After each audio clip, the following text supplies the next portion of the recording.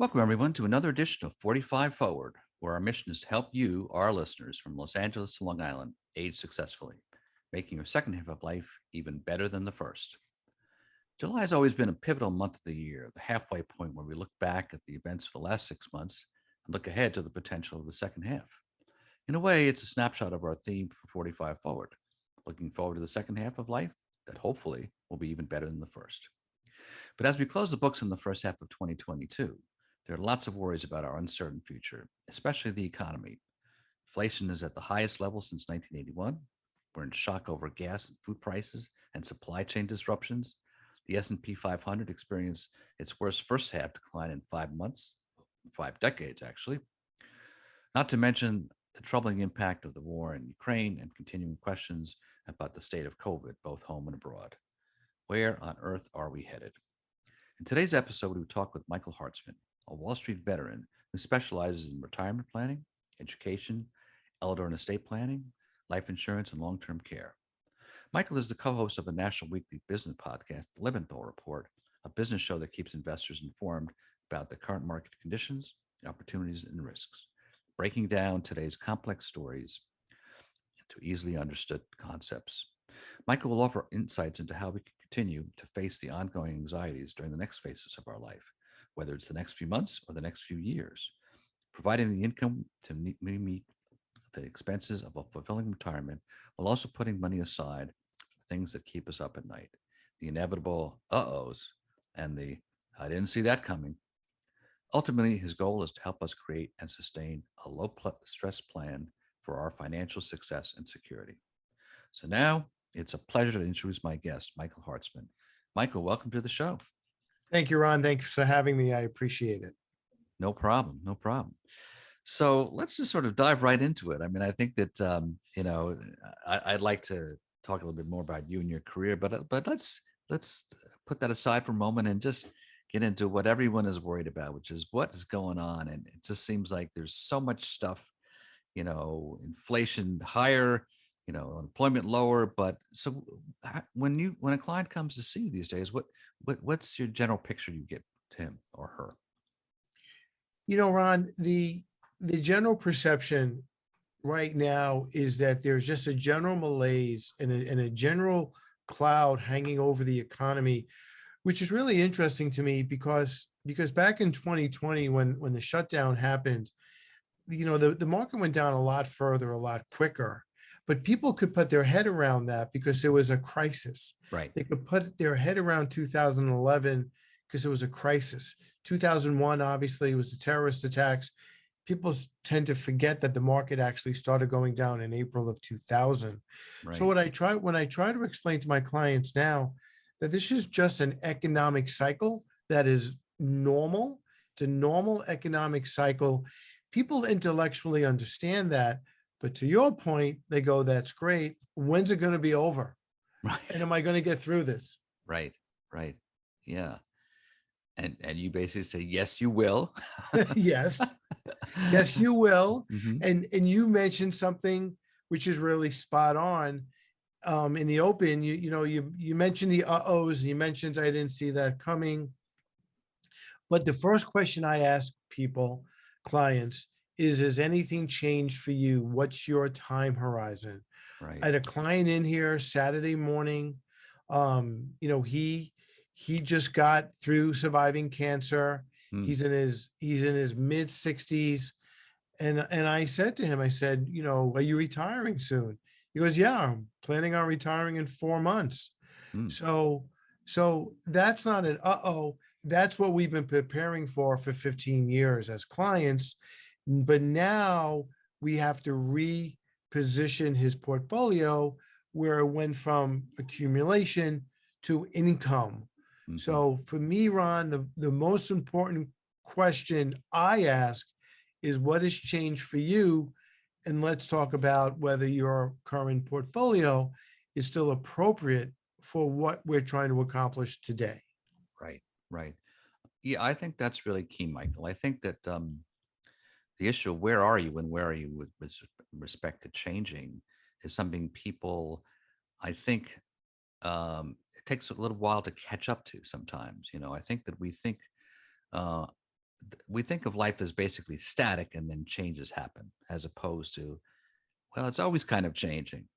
And are you adapting quick enough to those changes? Whether you do something about it, you may not have to, but are you aware of it? Are you prepared for it? And one of my, uh, watch word slogans is, prepare, don't predict, or plan, don't predict, because you can't really, you don't know it's going to happen, but you can't have contingency plans. And generally, it's a few of them, right? Because usually plan A is not quite where you thought it was going to go. So, what's your plan, and what are your backup plans? Right. As a certified financial planner, right? That's my approach whenever I get a new client, is try to look at their situation from 30,000 feet in the air, and then look at their objectives. I'll give you another example of the conversation I had Saturday morning. This couple has a sizable savings that's Hmm. liquid, and they have sizable retirement accounts, which is good for them. And they also have projects that they want to get done. So large chunks of money will be coming out of their joint account. Right. And the client said to me, well, I want to start taking my income from my joint account first. And to use your quote again from your open, I said, well, what about your uh-oh money? Or what about your stuff happens money? And I may not have used the word stuff, Hmm. you know, Right. Right. and I said, I prefer that we take the income from the retirement accounts. That's why you accumulated all this money. And I want you to keep your joint account for the stuff that pops up, both good and bad, Hmm. where we need to take larger chunks out, because you want to be tax sensitive. You don't want to call me up and say, I need a new roof. I need $30,000, because your roof is not going to cost you 30. It's going to cost you Right. $45,000 once we get done paying the taxes, if we take that from your retirement account. Right. Right. So that's my job, to explain to people, not only, do we have this money, but what's the best use of it, and where do we take it from for this or that? Right. Right. Now, there's a lot of talk right now about inflation, you know, Hmm. and I think sometimes we zero in too much on one specific thing. We're a little focused too much on that, can't see the picture around it. But talk a little bit about that. How much should we think about inflation in terms of not only right now, but in terms of its future impact on our savings and our investment strategies? So I'm glad you asked me that. The and I think the reason there's such a focus on inflation, Ron, is as good a job, in my opinion, that the Federal Reserve did when the pandemic first happened, and they shut down the economy, and the Federal Reserve threw a ton of money at the problem. They kept liquidity flowing, Hmm. and they kept the economy afloat, which is why the stock market and the economy kind of rebounded very quickly, even in Right. the midst of a shutdown. I think the misstep that the Federal Reserve took is, about a year ago, maybe 9, 10 months ago, they were labeling inflation transitory, Okay. which was code for short term Right. or temporary. Right. And most economists, most people in my business, really felt that inflation was not transitory. There were some things that were more permanent, whether it was supply chain issues, like you mentioned, the Right. rising price of oil. So if we look back at January of this year, the Federal Reserve acknowledged there was a little inflation, air quotes, little inflation, and they felt that two interest rate hikes of 25 basis points, or a quarter point each, would solve the inflation problem. So we went into the new year expecting two interest rate hikes of a quarter point each. Within weeks, the Fed had pivoted, where it was now seven inflation hikes. And the last one, I'm sorry, interest rate hikes, I apologize. Right. And the last one was 3/4 of a point. So people should be concerned about inflation, because the consumer price index, which is the overall measure of inflation, is really at a 50-year high. And the Federal Reserve has to get aggressive. They were aggressive last month. The expectation is they'll be aggressive again this month, and they have to get the CPI down below 8, and they have to get inflation under control. Food and energy has gone through the roof in the last couple of years. Right. Now, how much of that though is, somewhat transitory in the sense that, I mean, things were shut down, so they people talk about, well, yeah, so there are too many dollars chasing too few goods, right? The demand was up, people hadn't spent, so now they're starting to spend. So that was driving up inflation, and also things, especially with respect to energy. I think energy costs have been going up generally, but I think that it was certainly exacerbated by the pandemic, Mhm. and then that a lot of the refineries, because the demand had gone down, were shut, and you can't just rev them up um, quickly. Plus the fact, I think that that's the general trend line, because I think that I mean, fossil fuels, I think we need them. I think that one of my concerns is that while you can say, well, there's a long term concern because of climate change, you still have to have a somewhat orderly transition. Mhm. I'm not advocating a planned economy. I'm just saying, we need to think about this carefully and just factor it in like this. We need to do this in a systematic way over many years to make this transition. Um, so, I'm not saying we shouldn't be concerned about it, but I think we shouldn't be surprised by the inflationary impact of energy prices. I agree with you. And I also, to your point, it's a little disappointing to me that everything becomes political. Hmm. Yeah. And the one side of the aisle is blaming, the other side because pipelines were shut down, and the Republicans think the Democrats want to kill big oil, and want to save the environment, and these pipelines getting shut down is what created these shortages. And the Democratic side, if I'm old enough to remember the Build Back Better bill from a Hmm. year ago, Right. where that no one even talks about that anymore. Right. But you know, that was, the overall euphemism there was infrastructure. But a lot of that, Ron, was to build charging stations, make charging stations more ubiquitous. Right. So you're 100% right. There has to be a blend between being so energy dependent and having the money and the resources and the willpower to make charging stations more useful and basically more places. But right now, I think the high price of gas goes back to your point. It was a supply chain issue.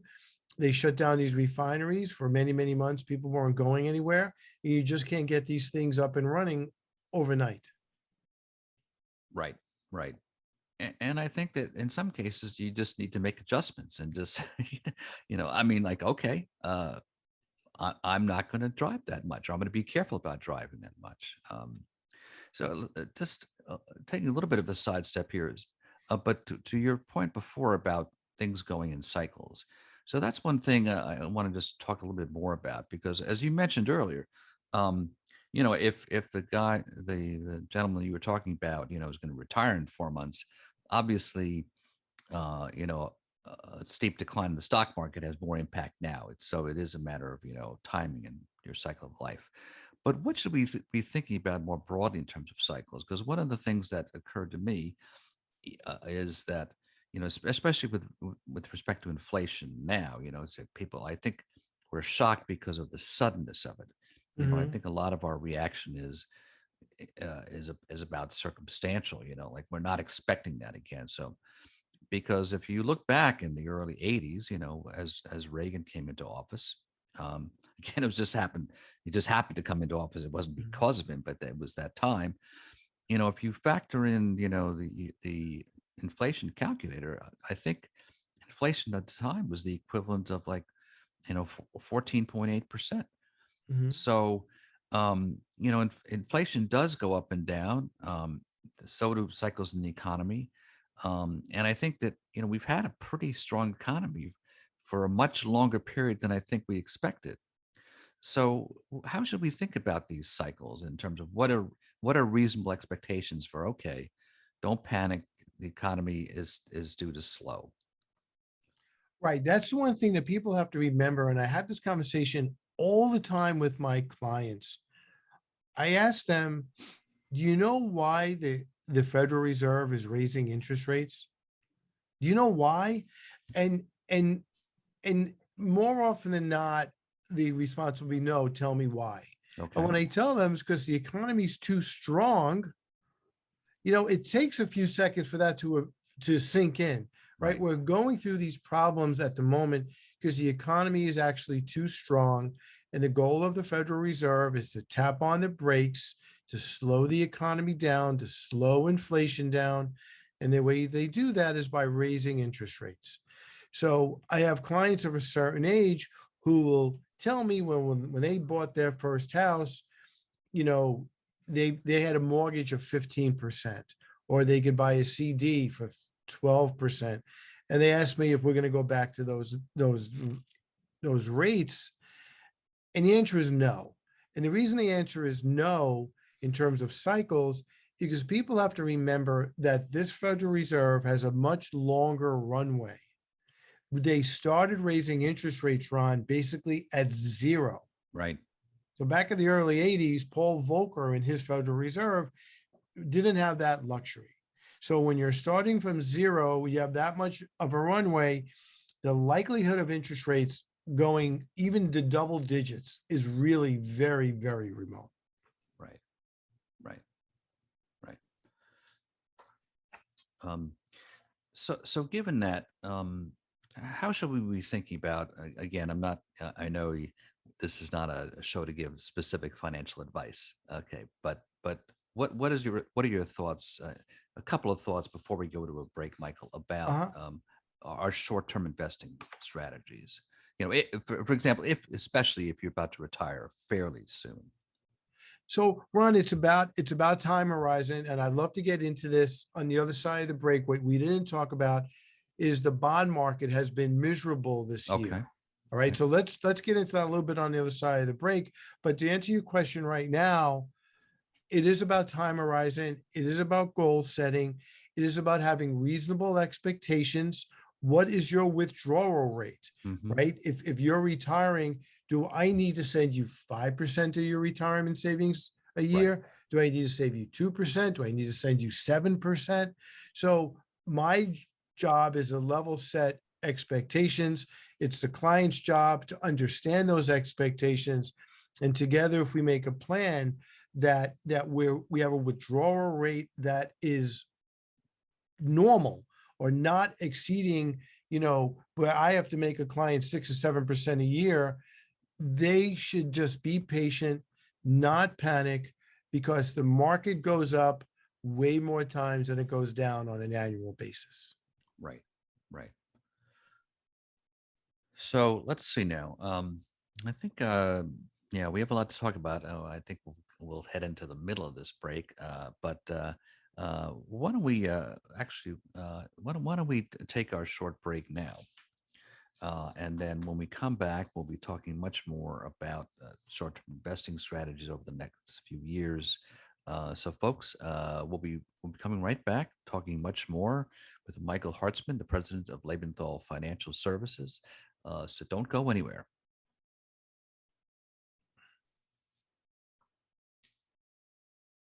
You are clear. All right. Okay, Very good. you happy so far? Yeah, fine, fine. Great.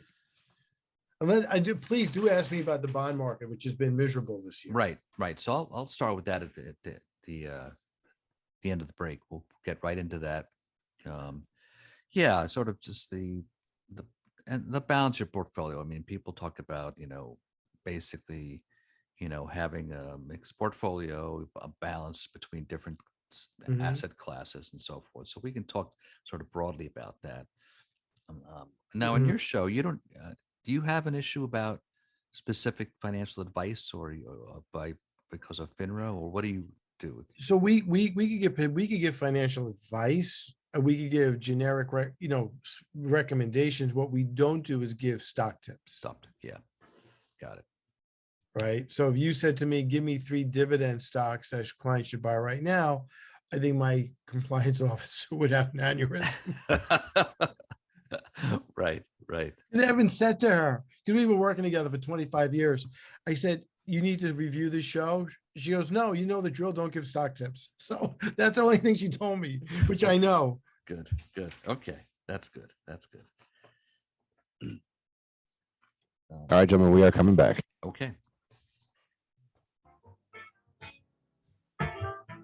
You're listening to 45 Forward. To reach Ron Roel or his guest on the program, please send an email to ron.roel@gmail.com.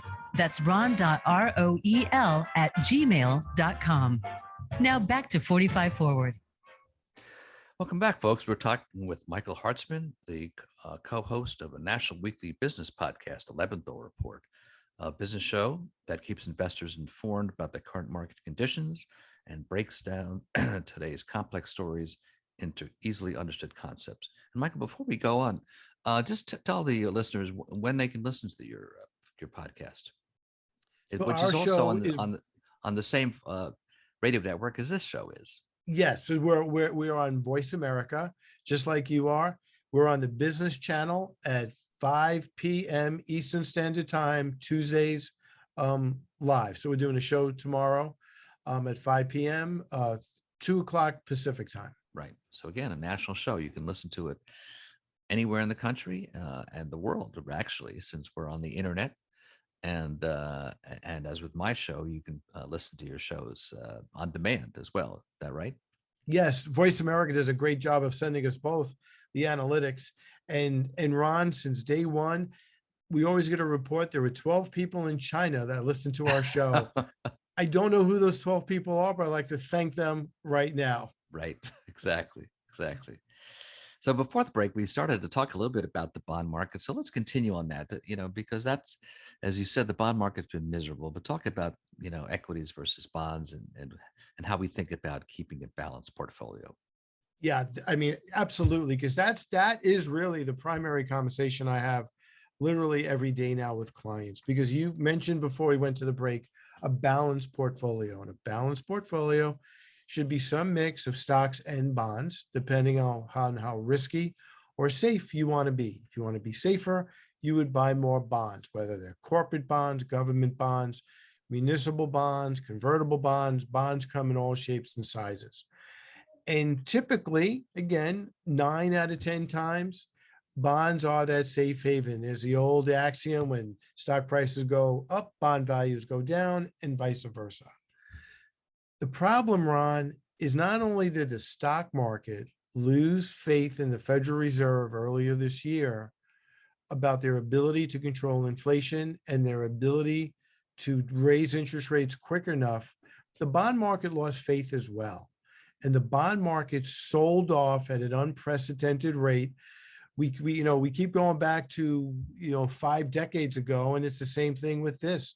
This was the worst bond market we saw since the 80s. Wow. And the average bond investment at its low was down about 10 to 11% year to date, which normally a bad bond market is down 2 or 3%.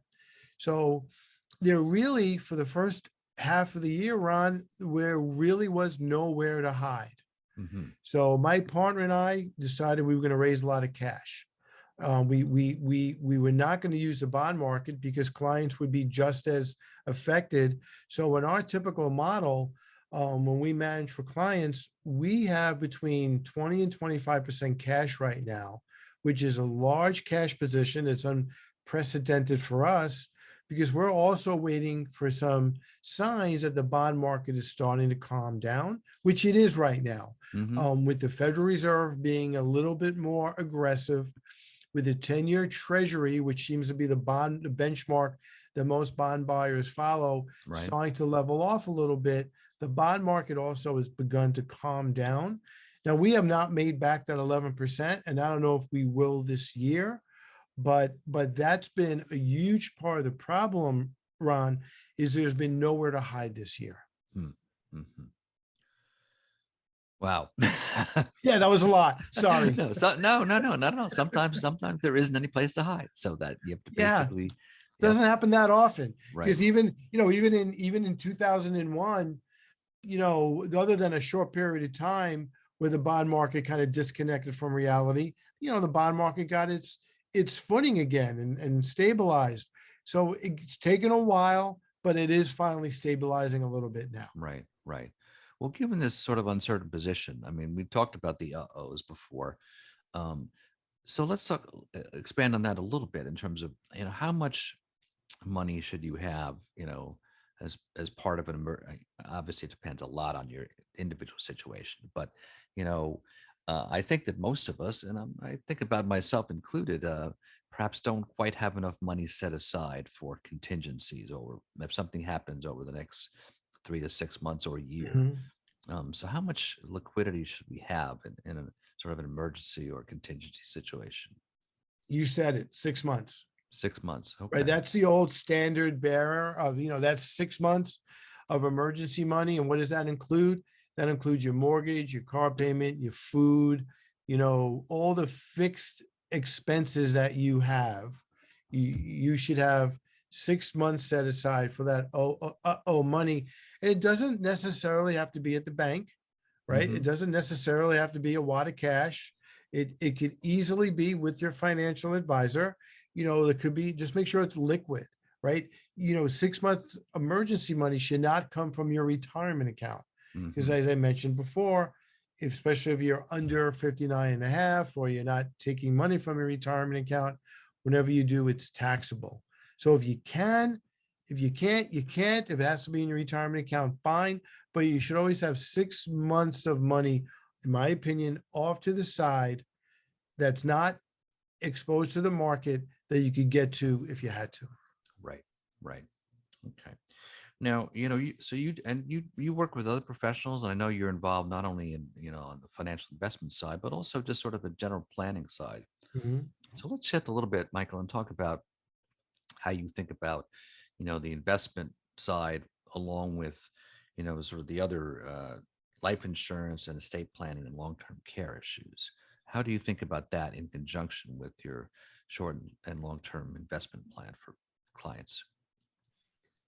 So you're right. As a certified financial planner, my training is not just look at the investment side, but to be Mhm. more holistic and look at especially long-term care with an aging population. And Mhm. and obviously, Ron, my clients are a little older because they're the ones who have the assets, right? So I'm helping people who have Right. money to invest, and we always have that long-term care conversation. And clients will always say to me, "Well, I don't think I can afford it," or they may have a fatalistic attitude. My father died young, I'm going to die young. And people are living longer now. Obviously, technology is much improved.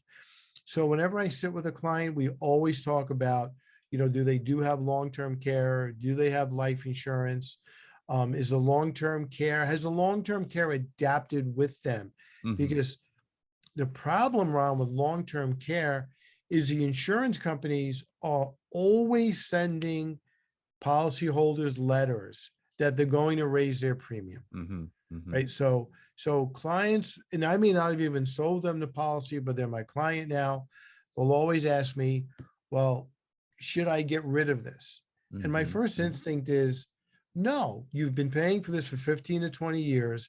This is exactly what the insurance company wants you to do. They've given you options. Let's explore the option.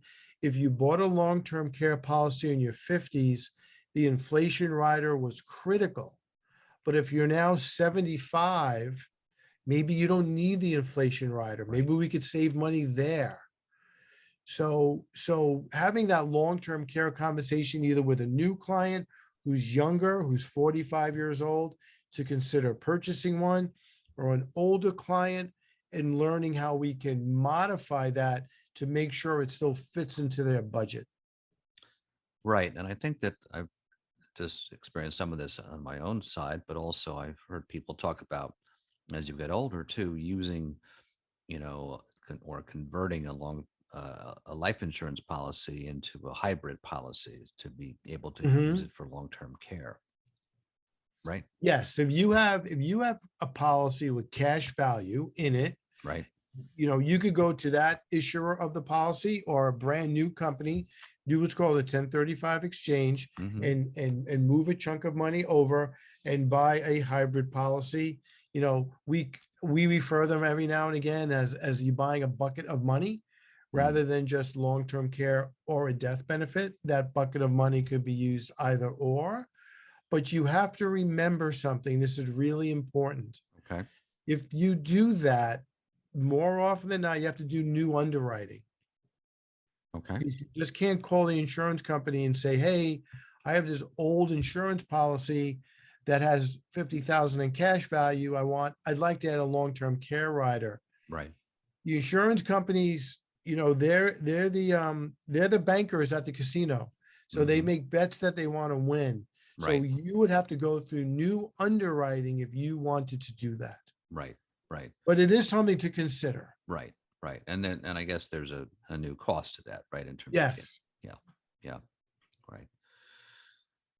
Yeah, but I think it's certainly the again, if you're at the casino and you're betting, the bet is that you're going to need some sort of long-term care. I think that Mhm. the odds are, at least the statistics seem to show that, two-thirds of us, but by the time we reach 65 and beyond, are going to need some sort of long-term care. Not sure, what that form is going to take, but it's likely that we're going to need that at some point.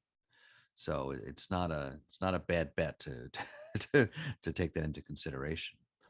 No, not at all. And furthermore, the trend has really changed where most people want to be home, Hmm. right? They don't want to go to a nursing home or a facility if they can avoid it. And secondly, by getting one of these hybrid policies, the consumer, the policyholder, is assured that someone is going to get something. Right. Because the other criticism of long-term care is, well, I paid for this policy for 20 years.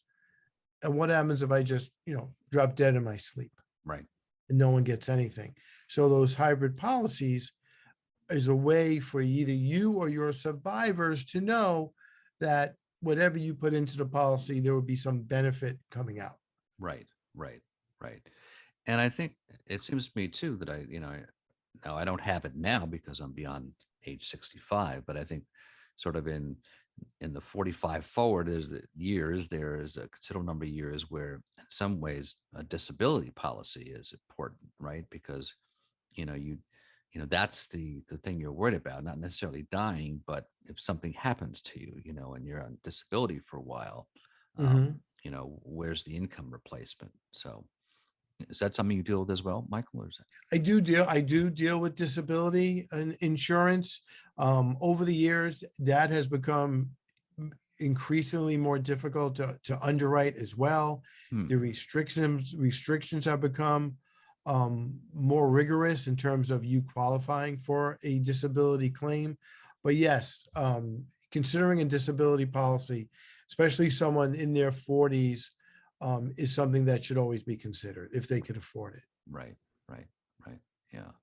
Um, Now you mentioned earlier just about people wanting to a change in long term care in terms of people wanting to remain in their homes and they're as opposed to going into a facility.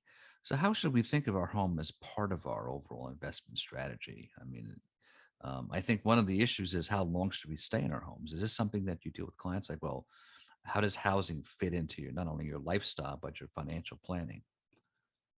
Oh my God, all the time. Um, I've lost count of how many clients, Ron, you and I are both Long Islanders. I've lost count of how many of my clients are in North Carolina, South Hmm. Carolina, and Florida who fled Long Island.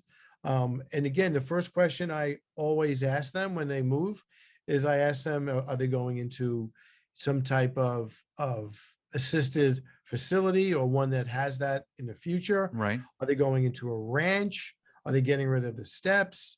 Um, so that is a common question I have all the time. And again, we may not have time to go into it now, but as someone gets older, someone in their 60s or 70s might be too young, but the option of a reverse mortgage is a conversation I have probably a couple of times a week. I don't sell them.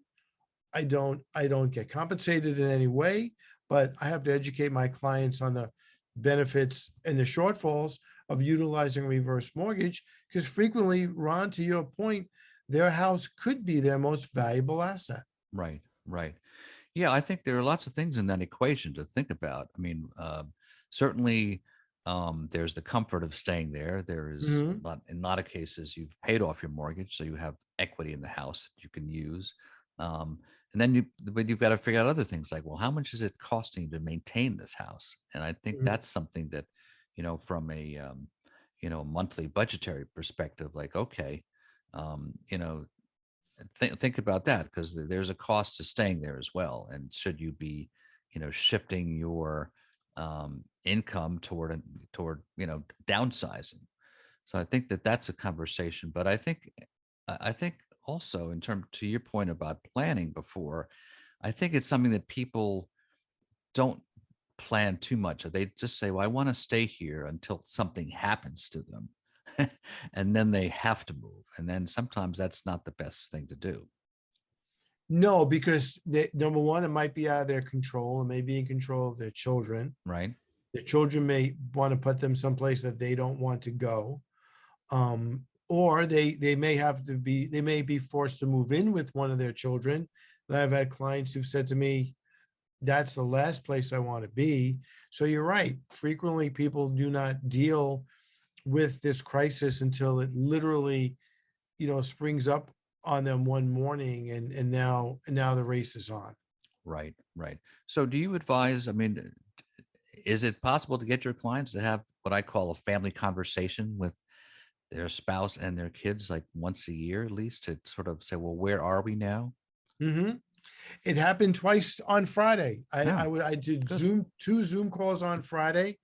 One was a couple in their mid 80s, but again, what precipitated the call, Ron, was dad has been in a nursing home twice, not a nursing home, a rehab Right. facility twice this year. Right. So what they knew who I was, I knew who they were. They let mom and dad be. They were independent. But now that mom and dad are deteriorating a little bit, it's not a rush, but there's a little bit more urgency in knowing what they have, what it all means, what's at risk, what can we protect, and those are in. And yes, I probably should have had that conversation a year or two ago, but these are well-intentioned people, but life gets in the way, and now they're dealing it because it literally is right in front of them. Right. Right. Yeah, it's unfortunate, but I think that that's something that, you know, you do have to sort of think about these things before you're ready. If you're ready right now, it's like it's not too late, but it's harder. You have fewer options, and in many cases, you've got to make some choices you probably didn't want to have to make. Um, Right. yeah. Well, yeah, because like that, so they asked me about, Medicare planning. So here's a Mhm. man, he's 85. He's been hospitalized twice this year, and Medicare planning involves a 5-year look back. So does it really make sense now to move a multi seven-figure account into an irrevocable trust and hope he makes it 5 years? Right. So So these are, this is Medicaid planning, right? yes, Right. Medicaid, Medicare planning, Right. yes. Yeah. So you can do both. Yeah. Right. Yeah. So you're right. So you're saying it doesn't make sense to do that at this point. Right. Look, none of us have a crystal ball, right? But it is a difficult conversation that I have to have with children, saying, do we really think mom or dad are going to make it the 5-year period? Right. Right. Okay. So we're going to take another quick break, Michael. But don't go anywhere, folks. We still have one more vital segment coming up with Michael Hartzman. So we'll be right back. Welcome back, folks. We're talking with Michael Hartzman, the co-host of a national weekly radio show called the Lebenthal Report, as well as he is president of Lebenthal Financial Services. So before the break, we were talking about a number of things about the first half of the year and what things have been happening. And so we wanted to use this last segment to talk about, well, what do you think is going to happen in the next 6 months, and how should we think about it and prepare for it? Ron, if you remember I said the reason that we're going through this inflationary period is because the economy is strong. Right. The job market is strong. The economy is strong. The consumer is strong. Mm-hmm. Um, and the reason, and the reason that's the case is I think for 2 years, we will not 2 years, maybe a year and a half. It's loosened up the last 6 months. We were just locked away. We couldn't go to Citi Field, the Yankee Stadium, or Right. pursue our hobbies or hop on a plane and see our grandchildren. So there's an enormous amount of pent up demand, which is what contributed to driving prices up. Right. And the other part of that was we heard a lot about there was supply chain shortages. Right. Well, there was supply chain shortages for two reasons. One, yes, factories were shut down and Asian countries were much more restrictive than we were here. But not only were there Asian countries shut down, but there was a tremendous amount of demand for these products, right? Right. So as we enter the second half of the year, there is some cautious optimism that the Federal Reserve is now getting a handle on inflation, raising interest rates appropriately enough that they will start to slow down the economy. The problem is, as we go through the second half of the year and into 2023, Ron, is the R word. Mm-hmm. Are we going to slip into a recession? Right. Are we in a recession? And will it be a short recession? Will it be a long recession? What does all that mean to investing? So right now we have to get through the first problem, and that is we have to get inflation under control. We have to have a handle on where interest rates are going. And then the second problem is, are we in a recession now? When will we have this recession, if at all? And I saw a headline over the weekend that I thought was pretty spot on, and that is, will we talk ourselves into a recession? Mm-hmm. Mm-hmm. Meaning, I mentioned there's a lot of pent up demand, a lot of consumer spending. However, if the consumer hears over and over and over again that we're going into a recession, maybe they don't buy that 4K TV. Maybe they don't take that trip to Disney World, right? Maybe they don't eat out on Saturday and Sunday. Maybe they just go out Saturday.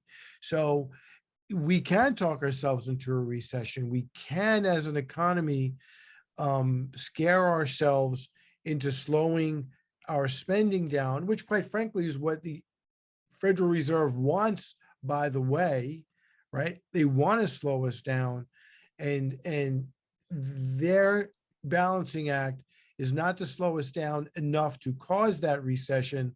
But even if we do, we've been through recessions before, Right. and we will get through it. Right.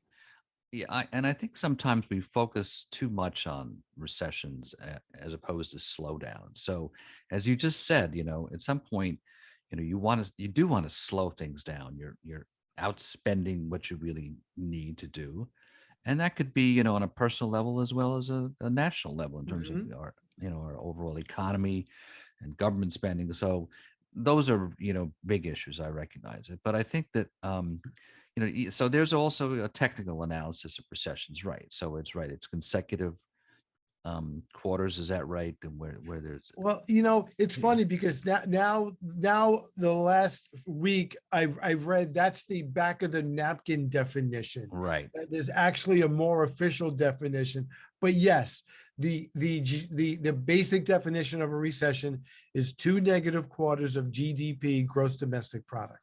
right, right.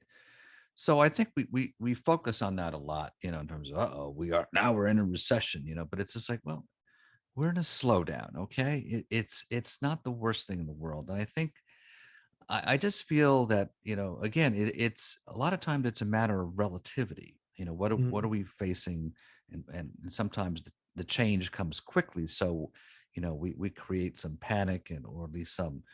I just feel sometimes we're the anxiety society, and I think that it's good to have a little bit of anxiety because you need to be prepared, but I think we need to kind of take a step back and just, again, okay, make some adjustments. As you've just mentioned before, like, well, all right, maybe we'll just go out to eat one less time a Mhm. month or so. It's not the worst in the world. I think that, look, I don't, belittle, people who are going through financial difficulties, but at the same time, I do acknowledge, well, my God, we are not Ukraine here, and, so my outlook for the year isn't based upon, missiles hitting Long Island. I mean, it's Right. so and again, I don't mean to be flip or facetious about it, but and to not recognize people going through financial difficulties, but we are a pretty resilient country. We could make a lot of changes, and one of them I think is, you and I've talked about before, is just the issue of consumer spending. um, so, this is something that has sort of bothered me a little bit, just because I do know, everyone talks about consumer spending is 2/3 of the economy. So, yes, it's clearly critical to the health of the economy. But it seems to me that sometimes, the health of the economy as well as our personal health can benefit from us slowing down consumer spending. Yeah, look, a lot of people said to me that while the pandemic and the shutdown was scary, it also was a little calming not have to worrying about where they were going to be Friday and where they were going to run to and their next trip or a lot of people enjoyed just knowing that they had nowhere to be. And your other point, Ron, you mentioned about the level of anxiety, and you're the old newspaper man. Right. Well, one of my favorite expressions is, if it bleeds, it leads. Right. Right? Right. So whenever what I do for a living is on a headline, that's an uh-oh moment for me. Because Hmm. that means that the business world has gotten the media's attention, and it's never for a good reason. Right. Right. Yeah, and I think that you also know from a financial perspective, and as an investor, that sometimes when the headline uh, is in the paper, the trend is past. Yes. It's Yes. just because that's what we do. We report on things that have happened, and so okay, it's happened. But one of my other watchwords is sort of um, we're not very good at predicting the future. What we're good at is predicting the past. You know, so we predict the future based upon what's happened, which is certainly, it's a viable theory, because certainly, even if you go by things like the weather, the best predictor of tomorrow's weather is today. You know, until of course it's not, Right. because it will rain. Something will be different tomorrow.